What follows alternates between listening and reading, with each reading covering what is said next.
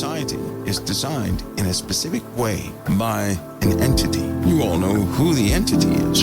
He's the same one who was on the scene with Adam and Eve. And back then he could not touch them. He couldn't even touch Job, but he was given permission.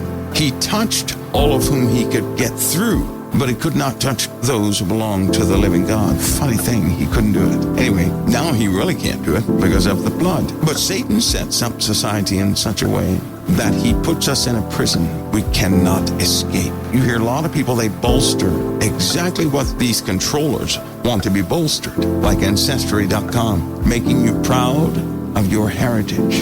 If you're proud of your heritage, you're going to adopt a brand new set of characteristics. You're going to emulate those of whom you think you have come from. Some of you may say, well, that's not too bad. Well, if you're a believer, it's terrible. Simple answer. Believers are supposed to be born again. So if you're spiritually born again, to be born again means what was previous to that point is dead, or else you're not born again. There's a truth in the Word of God, and then there's something that we do, thinking that we're the new creature. Listen, if the old creature is still alive, there is no new creature. There can only be a new creature if the old creature is dead. And to be born again, that means everything is different. When you're born again, whatever existed previously has to have died. Or how then can you be born again? That's why Jesus told Nicodemus, you're not far from the kingdom of God. And he told him because he didn't understand, well, what is it to be born again? Spiritually being born again means what drove you prior to that time is dead. If it's not dead, then you have the promise of being born again. But you're the one keeping alive that old spirit, which is called the old man. Because none of us jump into the graveyard, bury ourselves, and say, well, I died to myself. No, not that type death. Spiritually dead. That means your heart's desire prior to being a believer was to get money, to be a country singer, whatever the case was. That's what you wanted. When you're born again, you have a brand new set of desires. You belong to a brand new family. You don't belong to the old family anymore. So what does Satan do? Satan says, nope, I can't have people running around believing what's true. I must have them believe in a lie. So what did he do? As soon as you're born again, he sends agents out, spiritual agents in the church, agents that you cannot see, agents that you cannot speak to. And what they do is they begin to tamper with the idea of being born again. And so they come up with things like ancestry. You guys remember when the prosperity message started to break down, right? As soon as it started to break down, guess what people started doing? All of a sudden there was an interest in genealogy. You guys remember that? And of all the customers they've ever had, Christians were the ones because they wanted to be associated with something holy, and they were so curious. Due to a loss of identification, they went to Ancestry.com to see where they came from, denying their born-again title, right, that the Lord gave them. You're born again. They just totally threw that one to the back window and said, let me search out my genealogy. Even to this day, there's a confusing point because people will say, well, I have Jewish blood and I have this, that, and the other. Well, according to the Lord, that does not matter. You see what Satan does? So when the prosperity message broke down, because what does this prosperity message actually do? The prosperity message actually has you to think up things that are in the world. It keeps you grounded in the world. It will not allow you to die to your flesh. In fact, it bolsters and strengthens your flesh. It strengthens the resolve of flesh. It gives your flesh an identity. Money can give you power. During the time of the prosperity message, that's when man began to create all these electronic devices. And the kids said, ooh, I want that, this, and I want that, and I want that thing that lights up, because when I was small, we went from the toys that were made out of tin to the plastic toys with electronics in them. And as soon as that hit, the music industry just took off. And then the entertainment industry, because that's also when cable came out a little later after that, it took off. which it could reach more people throughout advertising. Movies were a big deal. And people went from actually sitting in the house talking and reading to watching television all the time, to making sure everybody was home at a specific time to watch, the black and white television. So we went from that to all this neat stuff that we have full of colors, right? Just information overload. It looked like it had promise. These toys are unusual toys. These devices are unusual in this respect. These devices that we use even today, when they first started out, there was a plan involved with them, a spiritual plan that has worked, and it's working to this very day. During that prosperity time, people knew for a fact that with money you were empowered. Everybody was concerned about being rich, and everybody had a dream about being rich. That was on the tail end of the Great Depression, the tail end of wars, the tail end of the Vietnam War, the tail end of quite a few things. And then all of a sudden everything shifted. Everything became entertainment. Everything became movies and entertainment. And all of a sudden you had a group of children who were introduced into mass media, and all of them wanted to be what? Famous. They sowed an idea into people for two things. You ready? Everybody wanted to be known and celebrated, and they knew that would take money. That's also when the crime rate related to money schemes and things like that just took off. It skyrocketed. It's also the time when people would kill themselves because nobody would acknowledge them, kind of like what they do today. Then it was in the church. The target was the church, because if the church could be lured in to believe part of this prosperity message, they would not ever call out the spirits that were working outside of them in the world. Why do you think Satan is so interested in deceiving the church? If the church is deceived, the church will never look out of the church and say, these spirits are wrecking families. Let's stand together in prayer. But they did not pray against it. They joined in with it. Thus, they made themselves powerless against it. And it crept in. You remember all the ministers that publicly were having affairs, publicly drinking, doing things you wouldn't believe. They were living in sin, but because of money, they felt that they could get away with it. That false sense of security. See, money during that time was a prayer answered, wasn't it? In fact, wasn't that one of the key messages during tithe time? You give tithe so that the Lord will give you twice as much money back. They were making it all about money. And as the church was so inwardly trying to get their hands on all the money they could, and had the congregation hoping that God would just open up the windows of money heaven down to them, something was happening in the world, something that hardly anybody can notice now, and certainly hardly anybody can escape now. And just about all of us have been touched by it. And anyone who breaks free of it, they truly are someone alone. Because if it cannot be recognized, then how can you tell someone to escape? Would you tell a person who is absolutely free to escape? They would be confused. So if they can't recognize it, you can't tell them. They'll have no context for it. You'll speak, it'll certainly be in vain, because they will not comprehend it. Satan has done to a large degree. He's done that very thing right now. Whatever you endeavor to do for the sake of the Father, and you do it out of love for another person, the Lord will enhance everything you're trying to do. He'll ensure that you can accomplish all those things He said to put your hand forth and accomplish. He will ensure that they're done. That means if you have to have mental enhancements, so be it. If you have to have an ability, so be it. If you have to have a set of gifts, so be it.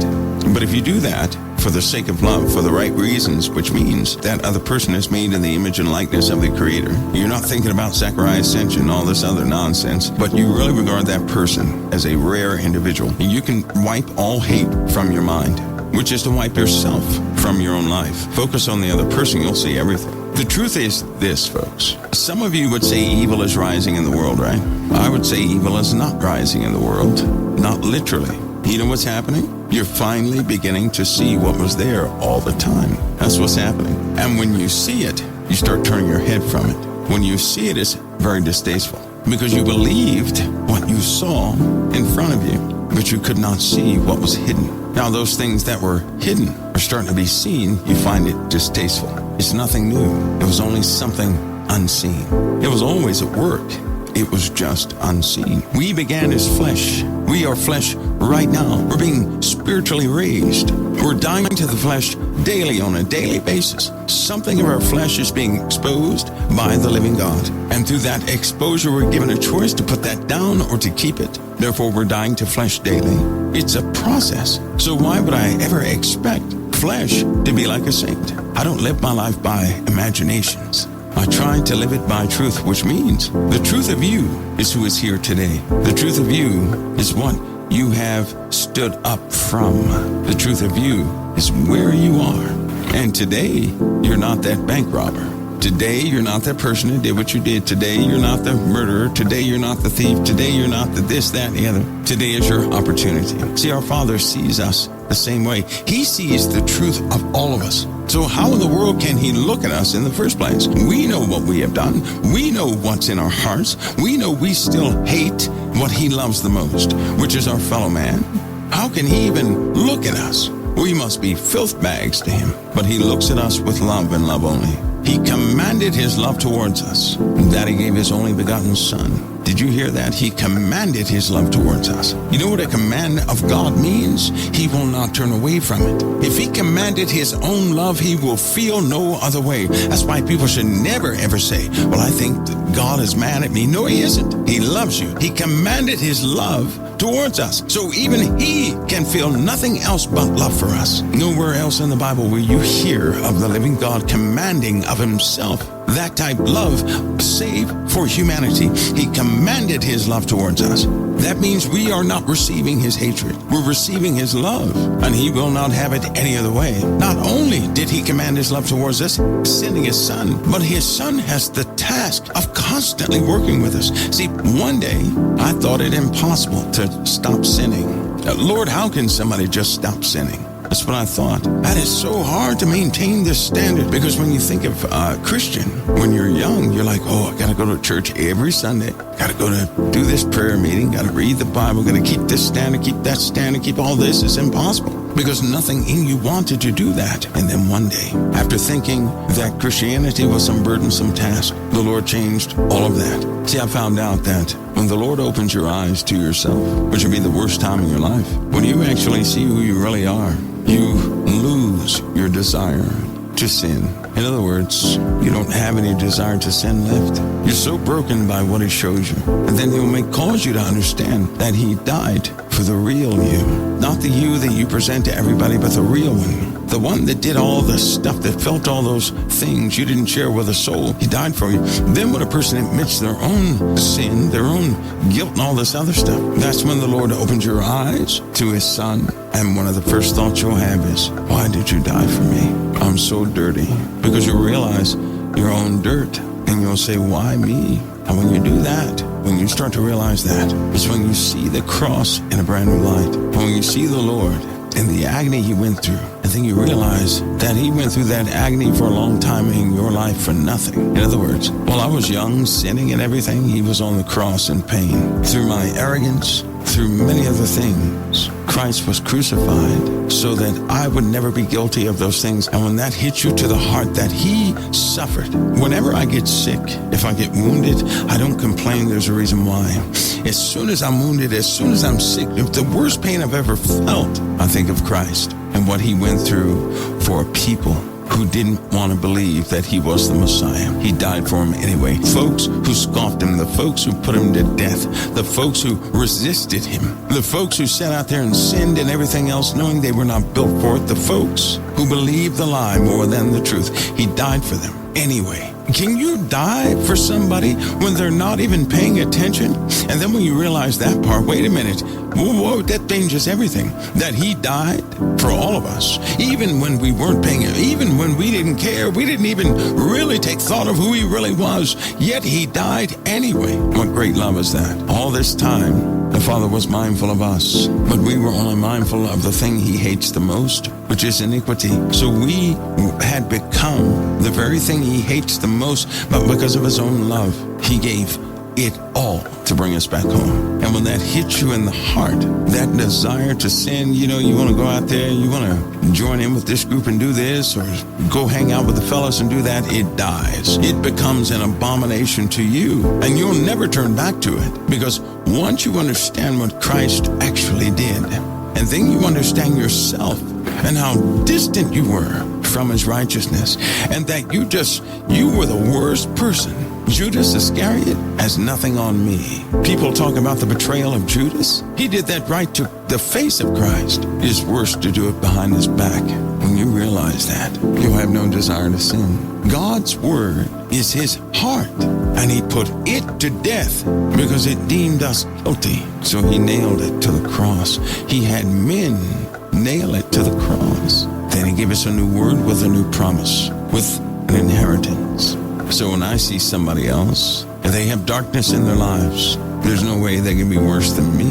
I am the worst person I have ever met in my life. I will always be the worst person I ever met in my life, and no one will ever come close to topping that. So I can always forgive another, and I'll always stand with the Lord. I desire them to have life and for them to make it. There's no way I could ever desire for any human being not to make it. Because if I did that, my heart would be against the Most High. Humanity is alive right now at this moment, and things are being held back for that very reason. Because there's still some coming in. When you love your neighbor that much, the Lord will not withhold from you things you've always wanted to know. With maturity, you'll have his word, and there won't be any more mysteries. Connecting that back to what I said previously, though, whatever we go through in life is fashioned for our lives. If it was not necessary for us to go through, we would not through it. I already know that many don't understand this because they're trying to understand by way of flesh. The Lord never did anything to strengthen my flesh above my spirit. He even said, I would that you prosper as your soul prospers. The soul can only prosper by the gaining of spirit. Now, technology. What's the big deal about technology in the first place? Well, we discussed prosperity, that era of prosperity, and what they were giving to everybody. Trying to have people empowered by money is what they put the focus to. There's nothing wrong with being prosperous. Here's the problem. The problem with what they were preaching back then was that they told people, they just flat out told them, if God blesses you with money, that's when you're going to smile. No, they were teaching it backwards.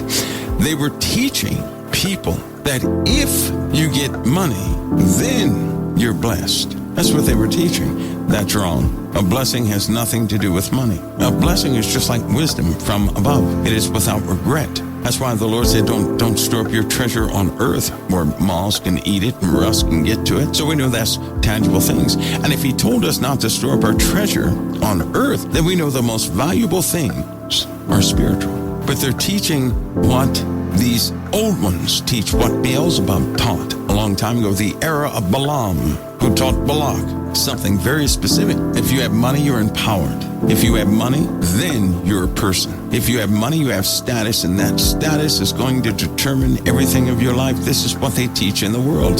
Do they not? What do you think? Nobody wants to be called a person of the poor class. They don't mind being called middle class. They would love to be the rich. You know what's so funny? So many people speak against the rich, yet they themselves are doing everything to get rich. That's simple jealousy speech. That's what the world teaches. And what is wrong with that? Ladies and gentlemen, money does not empower you. Money empowers the flesh. All of us should have desire for our fellow man to make it. Don't have the mindset of Lucifer. Lucifer is the one that does not want us to make it. So don't put yourself in that camp.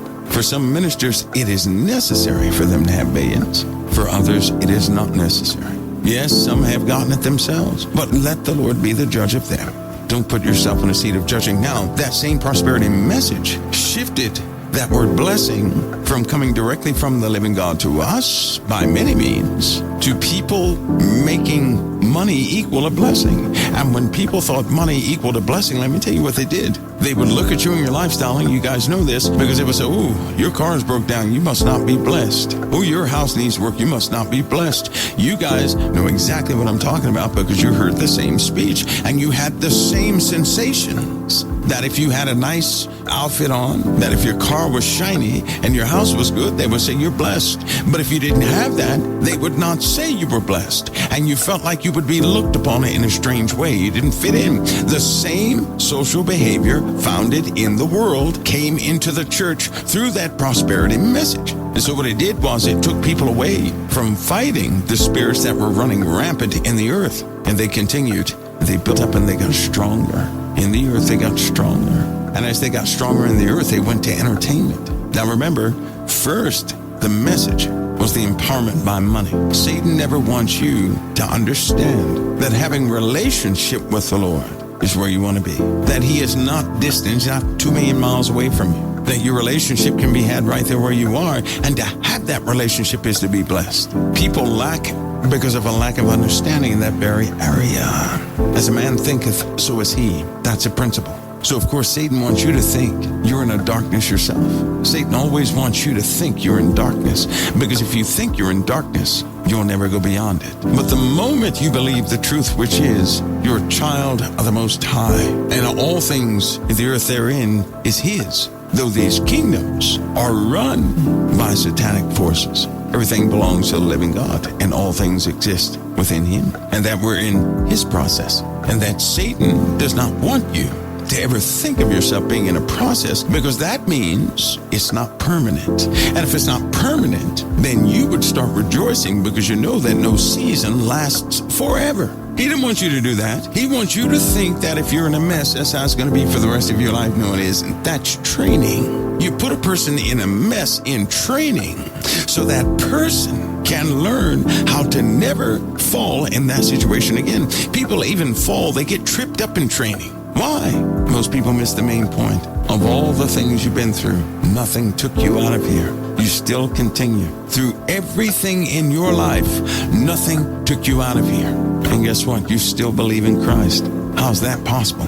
Because Satan has no power over your life. Because Christ is over your life. He is the one that limits you physically, so you won't corrupt yourself spiritually. If some of you were not physically limited, you would have been corrupted a long time ago. In fact, all you have to do is look back in your life and you'll say, yep, I was corrupted, and it was getting worse. And then things started falling apart and gravity started working, and my looks changed and I messed myself up. And all of a sudden, I didn't have this problem anymore because I was corrupted. The Lord killed that corruption, didn't he? And if you're young, he will destroy the corruption out of your life because he loves you. You may first see it as a loss. You may see it even sometimes as a curse, but it's not that.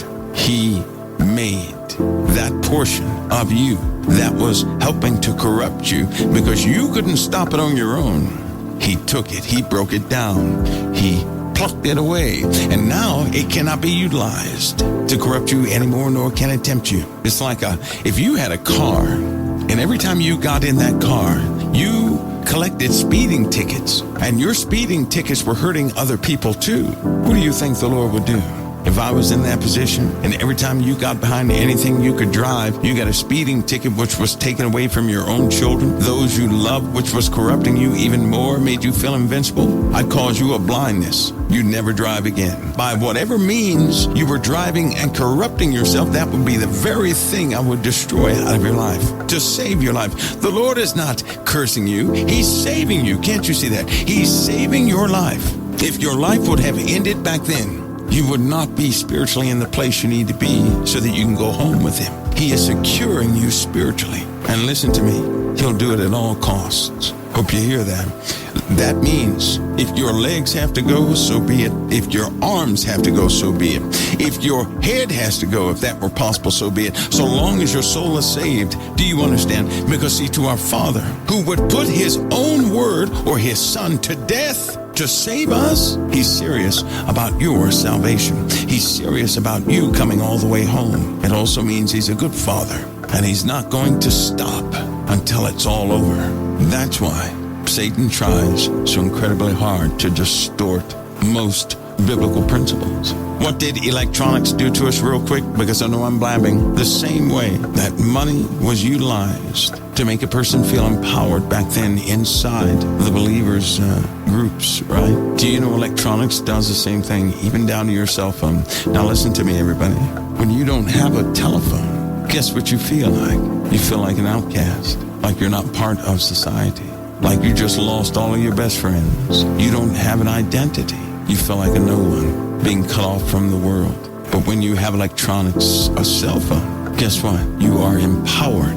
It's not to say that you know a lot of people, but you're empowered now. You have the same power that somebody else has. You have that same potential. Satan is doing something real tricky, but I'm about to go a step further. I want you guys to get this, and then we'll stop. And because I'm not done with electronics, he took electronics one step forward with computers. The cell phone, when you don't have it, you feel cut off from society. You feel like a no one. Most people get depressed and everything else they do. It's the strangest thing, isn't it? But when you have one, you look at the cell phone and you feel empowered. You have a potential to do a whole lot. Now that potential is power. It's a potential power. That potential. When you have a computer, then you also get the false sense that you can do just about anything. You have a dream in front of you with that computer. It's the funniest thing. It's so funny because people will get a computer and they'll get happy. But why though? Because the world is constantly telling you about what they have associated richness with what people do on the internet, causing other people to believe that they too can get rich. Well, they can get rich, but we all know everybody's not going to get rich from the internet. But to have that potential, that means everything to a person. So Satan has shifted his ideology. The money thing didn't work out too well. And remember, you're the target. The world he already has, he does not have you. So the prosperity thing, it kind of fizzled out. But with the technology thing, he did something totally different. First, he tried to empower you with money. Now he's trying to empower you with knowledge. If you lost your hard drive in your computer, for many of you, that means many, many years of your brain would be gone too, of your memories would be gone too. It has become precious. It has become something that you have that enhances you.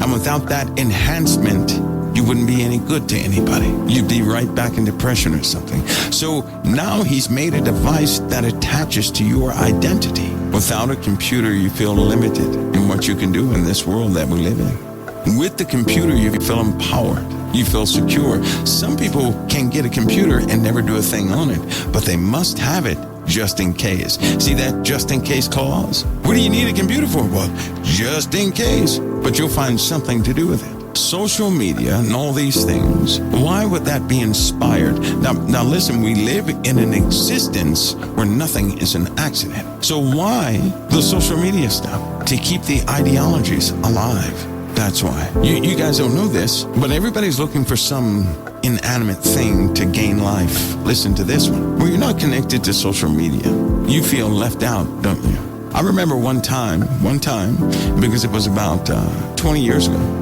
with social media, it gave you this strange feeling. Yeah, it was a tool. Yes, you could, but I saw the potential in it. Then I began to notice how international barriers broke down, how one person would compare their lives to another, and the suicide rate went up. And it was because when the internet came out, when social media came out, we were no longer the United States of America.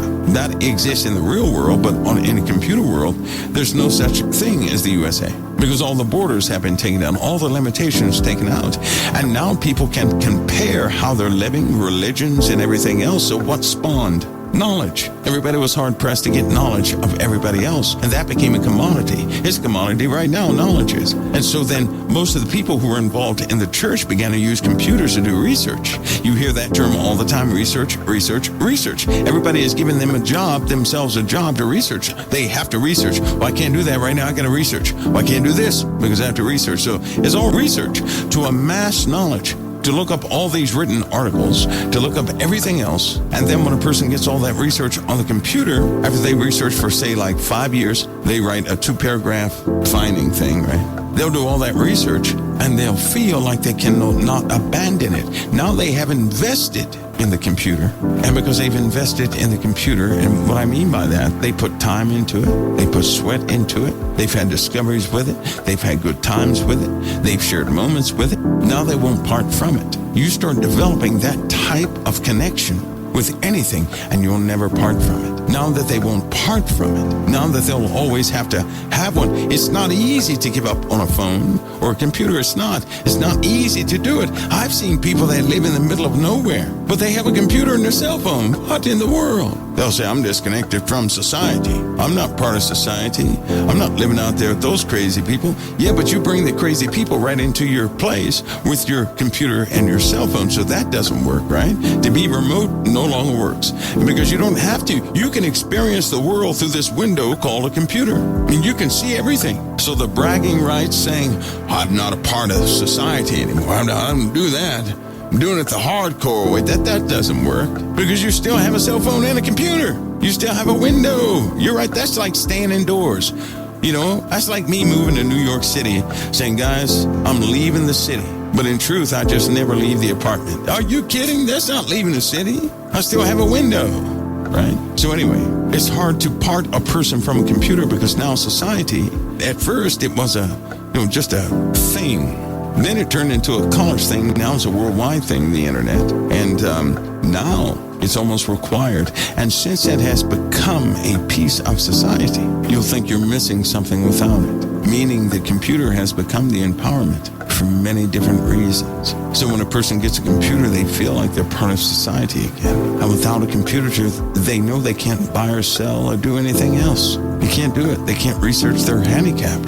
They can't live in this modern day without a computer or without a cell phone. It's already taking place. But the empowerment it has in your life is for it can take up all your time. Think about this. One time I sat down to look at something on the computer. First, I went to a site. I began to read, which led me to another site. I began to read, which led me to a video, which led me to YouTube. YouTube led me to 15, 16 more YouTubes. Before I knew it, the whole day was gone. And I sat back after that because I didn't accomplish too much. And I said, oh my Lord, are you kidding? This computer just robbed me of a whole day. And the justification was what? Because I was a person used to, production. So what did I produce? Nothing. I learned some things. That was it. So a computer can have you look away from the Bible and tie your time up in videos for hours, and we never complain. I said, nope, not again. That's not going to happen again. It's taking away my production time. And do you not know that 78% of a person's day is consumed by doing nothing? But it's not so easy to part with, and people will angrily justify their time with a computer even when they're not doing it. They'll do it with anger and justify their time with a computer. They'll justify need to have a computer. And what do they end up doing? Here it is. Those who spend a lot of time with computers that don't have that spiritual discipline will normally be drawn into things that reside on the internet that will destroy your spirit eventually. In other words, you're going to be drawn to porn sites. You're going to be drawn to this, that, and the other. Draw you right in there. If you're not careful, you're going to be drawn into gossip. You're going to be drawn into everything the Lord said don't become a part of. So what I'm telling you now, we were better off with the prosperity stuff because now they're consuming people. These electronics bait a person, giving them a false potential like they can achieve anything. And it's such a world of discovery in this thing, so much potential. The problem is it is misdirected potential. And a person gets in there, they develop a relationship and indeed a need for the computer because they store pictures and information. They have invested time, sweat, and everything else in there. So they'll tell everybody else, nope, I've done a lot of work. I need that computer because that computer can do this, that, and the other. But the more they stay on it, the more the temptation exists to go into things they shouldn't go into. And one place leads to another, which leads to another, which leads to another, which can tie up all of your time. And then you end up doing something where it's almost like addictive behavior. And in all that time, you're not even thinking about opening up the Bible. But what I'm telling you is it's a tool that looks innocent, doesn't really do anything, but it opens up a world of temptation to those who are not spiritually grounded. And they're always pushing and pushing and pushing. But now what's worse than anything else is that each of us has a justified need for it. So we could easily slip in these days more than we ever could in the old days. And for most people, ladies and gentlemen, they've crossed the line and it's very difficult to bring them back. You know, it's also changed your brain chemistry. That's a proven fact. It's already changed your brain chemistry. It has already changed any child who was born in 2020, their brain chemistry, whether their parents saw a computer or not, their brain chemistry is different. They're being altered already. By what? By the introduction of something that almost, well, I can't get into the details, but let's just say that when you're looking at a screen or something like that, you're looking at millions of things per second is what you're seeing. And it alters things. It changes your visual acuity reaction time. It can also change your taste buds, what you desire, cravings, all sorts of things are now, kind of tied to this thing. And there is indeed a demand that children have for electronics now. You know what the next step is. The next step is immersion, total immersion into this world. And that's going to make even closer points to this stuff. But in all the time we put into computers, with all the research and everything else, the Bible says those who belong to the beast system, they don't sleep too good. And you know what, people today, one of the number one things they don't do is sleep. They don't sleep because they have things to do. Now that the computer's in the home, everybody has something to do. We get to a point where we won't have to sleep. They've already got the drug. It's been FDA approved and everything. It can allow you to stay up for at least 200 hours with no adverse effects. Psychologically, they were testing children last year before the coronavirus. They took away all electronic devices from the classroom, and it seemed like the kids couldn't even function right. The kids had no idea. They weren't really utilizing the computers for any tests. They just took them out of the classroom. These students were involved in a series of tests. They did it in such a way that the student wouldn't have an idea of what tests they were taking because of the nature of the questions. You take away electronics, it's almost like you just took away their best friend. Now they have humanity physiologically connected to electronics. That is a truth. It's about to go another step further. All this has happened without us saying a word. Think about it.